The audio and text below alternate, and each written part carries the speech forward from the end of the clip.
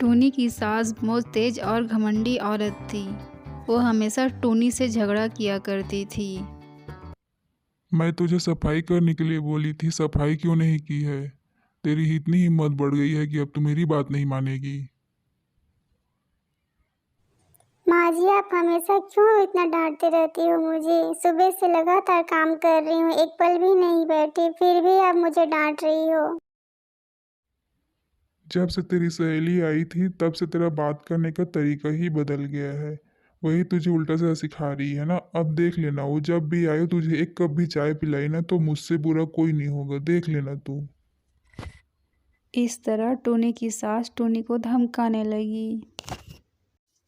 टूनी की सास की सारी बातें टूनी की सहेली चीचू सुन रही थी और सारी बातें सुनकर वो घर आ जाती है।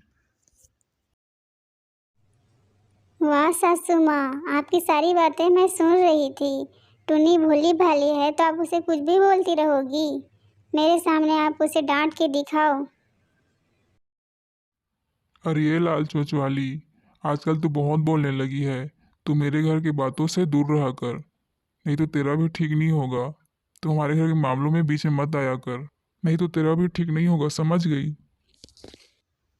दोनों आपस में झगड़ ही रहे थे कि अचानक टूनी को चक्कर आने लगा।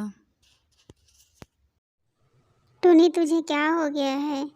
देख, तू घर के काम का और तेरी सास की बातों का ज़्यादा टेंशन मत लिया कर। तू बस अपना ख्याल रखा कर, नहीं तो तेरी तबीयत और ख़राब होती जाएगी। तो टाइम में खाना फल वगैरह खाया कर। तेरी सहेली इतना कुछ बोल गई, तू एक बार भी कुछ नहीं बोली, उसको रोकी टोकी नहीं। वो मुझे इतना उल्टा सा सुनाई, तुझे तो बहुत मजे आ रहे थे ना। रुक, अब इस बार उसको आने दे। टूनी की तबीयत खराब होने के बावजूद भी घर के सारे काम टूनी से ही करवाती थी। वो हमेशा टूनी को ताना मारा करती थी। टूनी अपने पति के आने का इंतज़ार करते रहती थी, क्योंकि बरसात आने वाला था। इसलिए उसका पति अपने बच्चों के साथ अनाज इकट्ठा करने के लिए खेतों में गया था।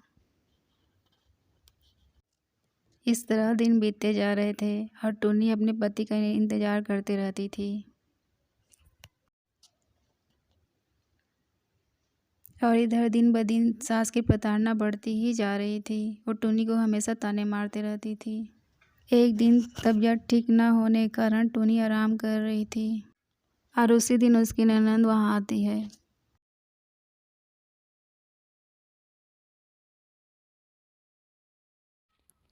आ गई मेरी रानी बेटी। रास्ते में तुझे कुछ परेशानी तो नहीं हुआ? अच्छे से तो आई ना तू? हाँ माँ, भैया भाभी और सब बच्चे कहाँ हैं? कोई नज़र नहीं आ रहे हैं। तेरी भाभी महारानी तो हर वक्त आराम करती रहती है। और बरसात आने वाला है, इसलिए तेरे भैया और बच्चे खेतों में अनाज लेने के लिए गए हैं। भाभी, क्या कर रहे हो? अरे तुम कब आई? पहले मेरे सवाल का जवाब दो, आप इतनी कमजोर क्यों लग रही हो?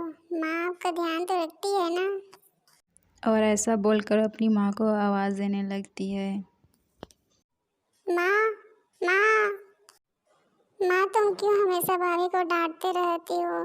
देखो कैसे दुबली हो गई है, अच्छे से ख्याल रखा करो ना। अरे महारानी जैसे तो रह रही है, अच्छे से खा रही है, सो रही है, उसको क्या हुआ है? सब उसका नाटक है। हमेशा तुम भाभी को कोसते रहती हो, बुरा भला सुनाते रहती हो। उस बेचारी ने तुम्हारा क्या बिगाड़ा है? ऐसा बोलकर टोनी की ननद भी वहाँ से चली जाती है।